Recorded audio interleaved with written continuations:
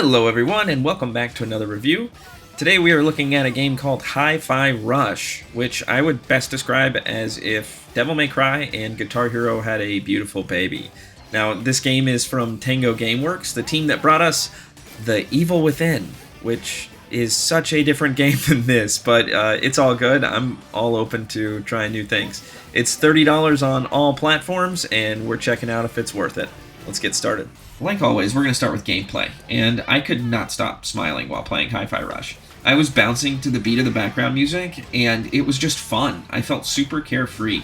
The combat system is very much like Devil May Cry, where you get scored based on how you perform in an encounter, and you're like comboing attacks together against different enemies. You're trying to get your combo hit as high as you can go. But then the hook here is that you have a Guitar Hero-like system where you get more points and do more damage for pressing the buttons of your combos to the beat of the background music. And this makes the gameplay super addictive. And think about like in Devil May Cry where you were trying to get an S rank during a level and you get hit. You just want to immediately restart and go back into it so you can get that S rank. Same thing with Guitar Hero. If you're trying to get that 5-star on Expert, and you miss a note, you're going to want to just go back and try it again because you know, hey, I'm not going to get that 100% that I wanted.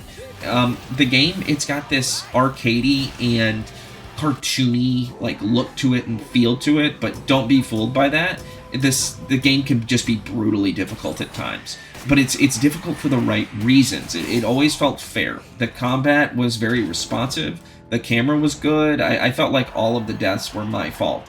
And speaking of deaths, boss fights, they were very challenging, but they were just excellent, and they felt like a real spectacle. It was super fun to play these fights. I really liked all of them. Well, there was one that I wasn't super crazy about, and if you play this game, which I hope you do, you'll know which one I'm talking about. Now, occasionally levels have somewhat repetitive combat encounters, and then also platforming sections that feel just a little bit too long, like they could have been cut down. Another complaint is the parry mechanic. The game just throws you right into the deep end with it, and it's hard, and it's going to be a wall for some players for sure. But I understand why they did it, because there are some parrying sections that are really tough in the mid game and late game, and parrying becomes essential to combat when you're playing on the higher difficulties as well. So I get why they did it. I just think it's going to be a wall, and it's worth mentioning for some players. Overall, this game took me about 10 hours to complete on my first playthrough. I played it on hard, but there's also very hard mode and rhythm master. There are also collectibles and a tower mode that can extend your gameplay. You can add dozens of hours to your playtime, I think. And just overall, this game feels like a breath of fresh air to the action game genre. Moving on now to sound, just have to say that every track is an absolute banger. I mean, just listen to this.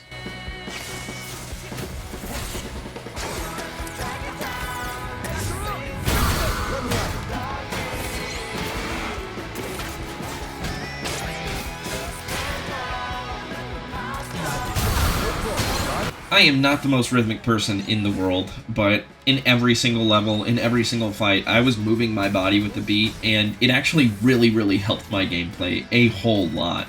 And I feel like this game taught me to be more musically inclined somehow, which seems kind of crazy, but I really do feel like I have more rhythm after playing this for like 10, 11 hours. The voice acting is just wonderful. I feel like the voices for the characters are just perfect. The sound effects during combat are super satisfying. There's always a lot going on at all times with the sound, but it's very well balanced, so you don't really ever feel overwhelmed by just everything going on at once. Overall, the sound is just fantastic. Now, as much as I enjoyed the sound and the gameplay, I think I enjoyed the visuals even more. They're just vibrant colors everywhere, and the animations are super crisp. There's no stutter, there's no slowdown, and this is even though there's so much happening on the screen, like at all times. But I never felt overwhelmed because the color patterns are so distinct and the animations are so fluid that everything just was in rhythm with what's going on, and it felt so good.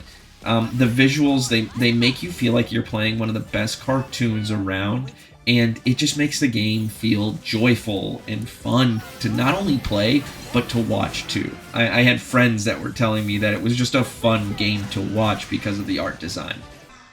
Usually in action games, stories aren't like at the forefront, and this is kind of the case in Hi-Fi Rush 2. It's a very simple story, and ultimately it's about friendship.